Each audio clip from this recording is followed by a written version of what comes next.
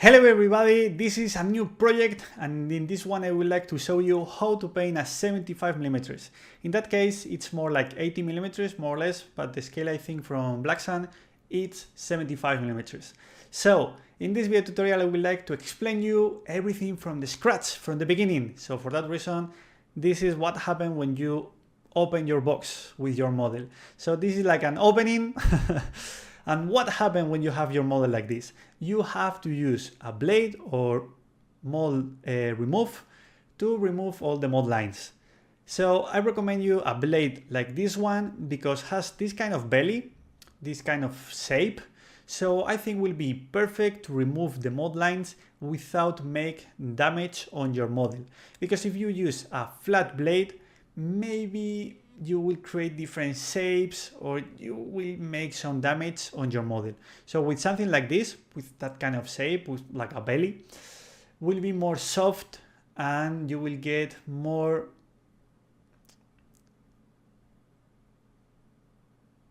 softened angles better than when you use something more strict or hard on a surface where you don't know what kind of shape has.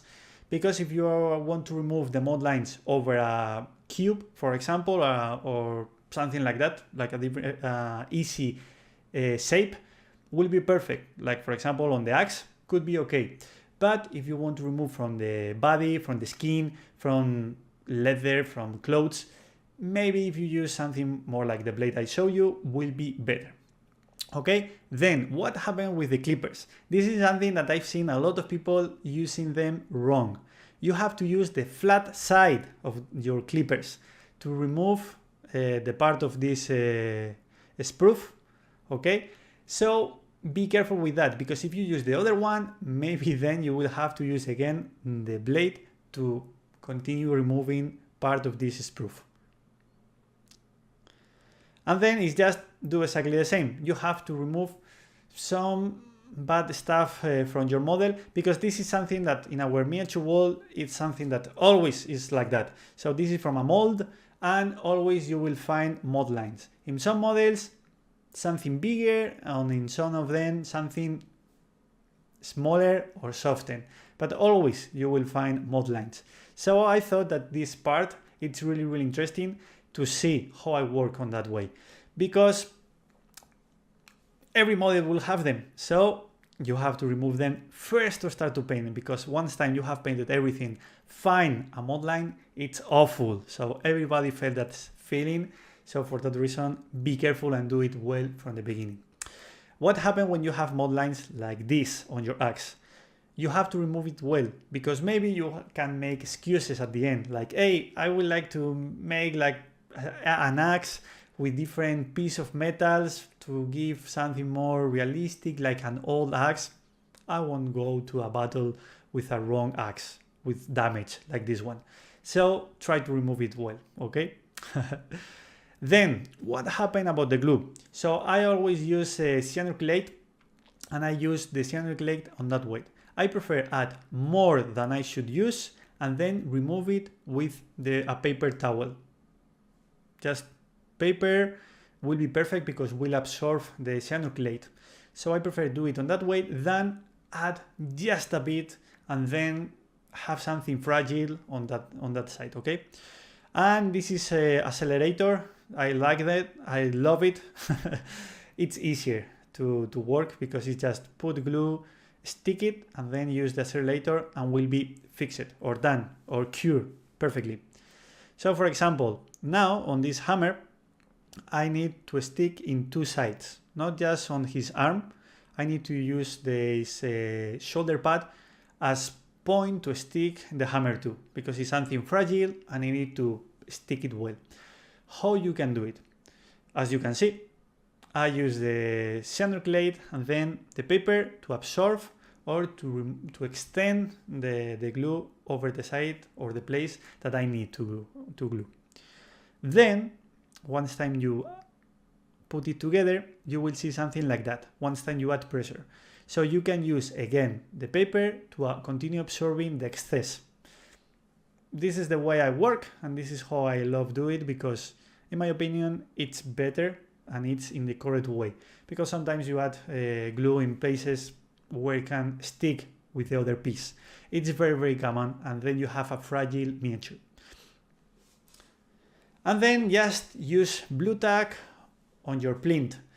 So why I would like to work with this kind of plinth with blue tack?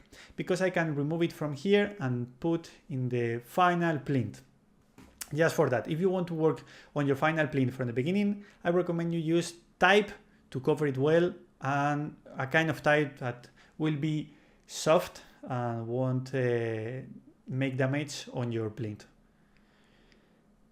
What happened about the primer?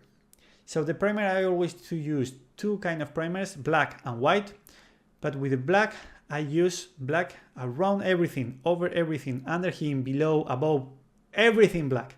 And then in the places I was spotting with my brush, I try to prime with white primer.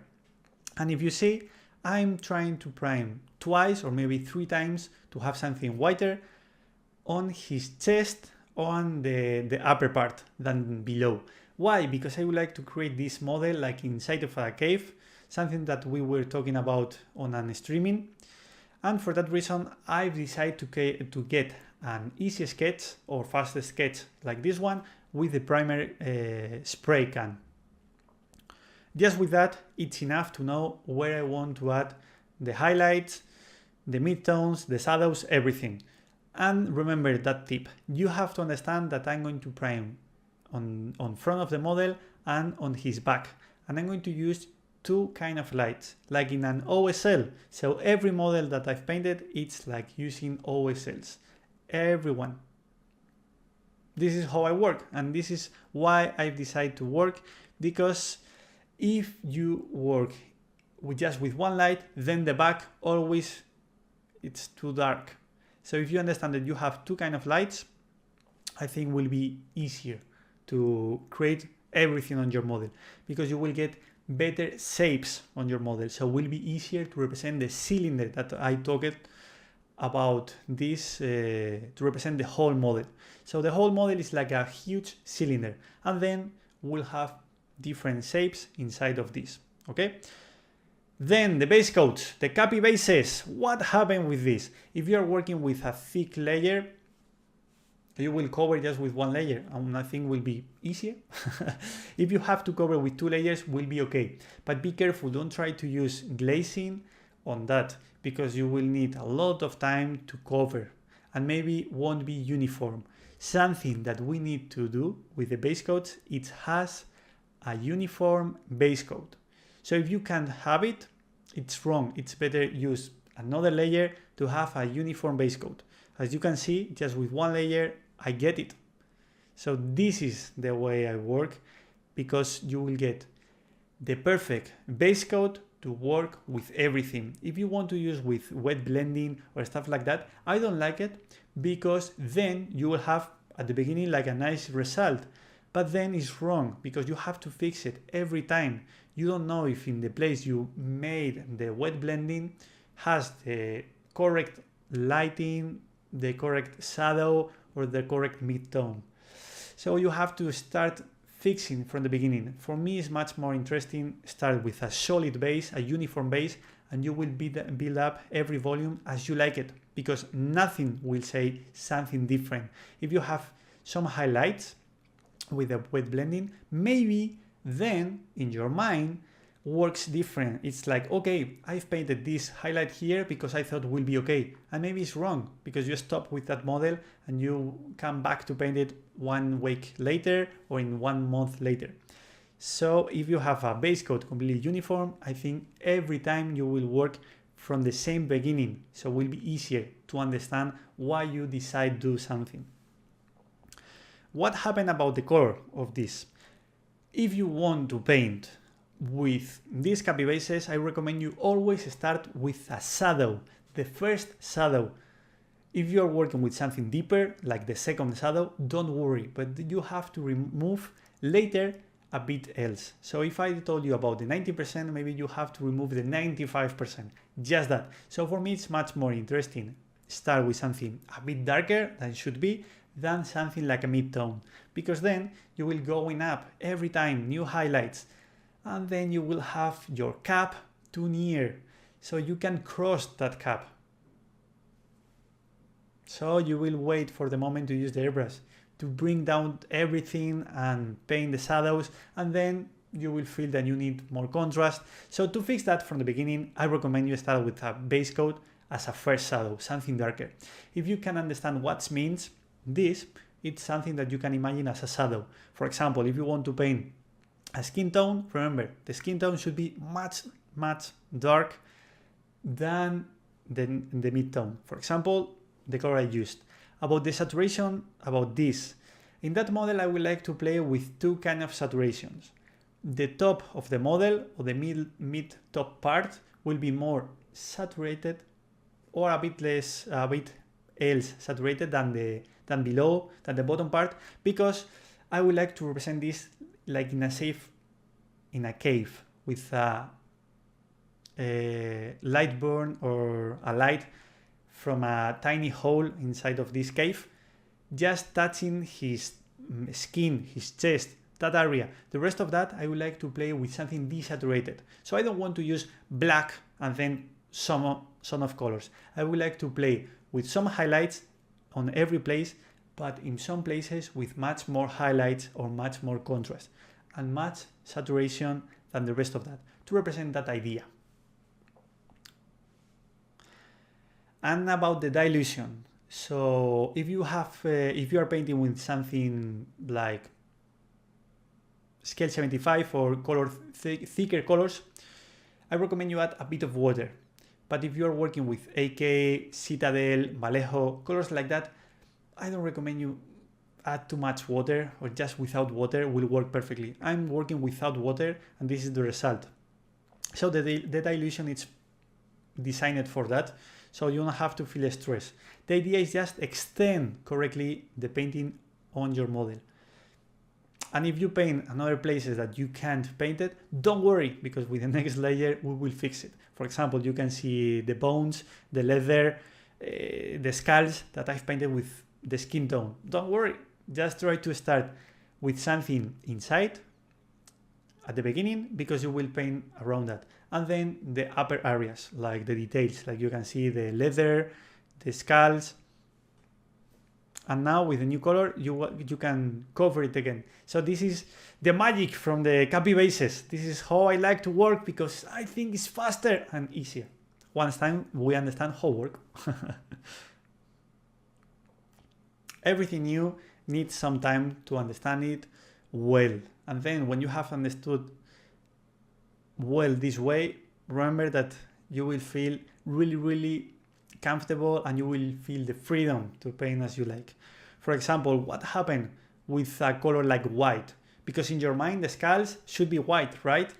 But it's not really true. So if you want to paint the skulls on a place with a lot of highlights, maybe the highlights could be white or near to white, could be okay. But if these kind of skulls are in the other side, in the area where there are shadows on that model, you have to paint with something darker.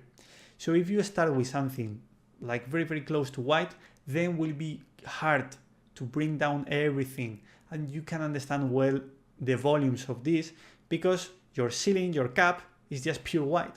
So you have to paint the shadows, and maybe you have painted too much shadows and could be wrong. So my opinion, if you start with something like this, something darker, much darker than you have in your mind, then you have the option to decide. For example, you have 3 skulls. You can decide 2 of them with pure white and the other one with a bit less, because you want to represent this one a bit darker, from a shadow from his head or something like that. In that model, I would like to explain you the dropped shadows, because it's something that I saw it on a model that I saw it on Crystal Brush like 5 years ago. So it's something that I did it really long way in the past. And I would like to come back again with this to show you in the easiest way that I know. But in that case, I would like to explain something. Remember that we want to represent always something attractive from the viewers. So we will use some dropped shadows in the places where we want. You don't have to paint dropped shadows everywhere. The only places where you have to think very well about the powerful of this shadow, it's where the highlights are coming. So in his chest, places like that. But around that, like his, I don't know, his boots, his down part, maybe you don't have to create a lot of dropped shadows because you will have less powerful on the light. So to represent the shadows like this one, you have to have like an OSL, something really hard with a light, a strong light. If you don't have a strong light, never you will have dropped shadows. So this is more or less everything about this video tutorial. I would like to talk from the scratch, from the beginning. So remember, something that I didn't say and is really important, be careful with the white spots, because maybe you have them in the hardest part, something on his back or below, or in some places that it's really hard to paint them. Remember, if you couldn't paint it now, then later when you have painted the highlights and you blended everything, will be harder. So be careful with that. Try to make that or paint it now. So after this final tip, I have to say bye and see you in the next one. I hope you have enjoyed watching this video tutorial from the beginning. I think it's really interesting. And in the next moment, in the next video tutorial, I hope surprise you with the next highlights. Okay, so see you in the next video tutorial and see you soon. Bye bye.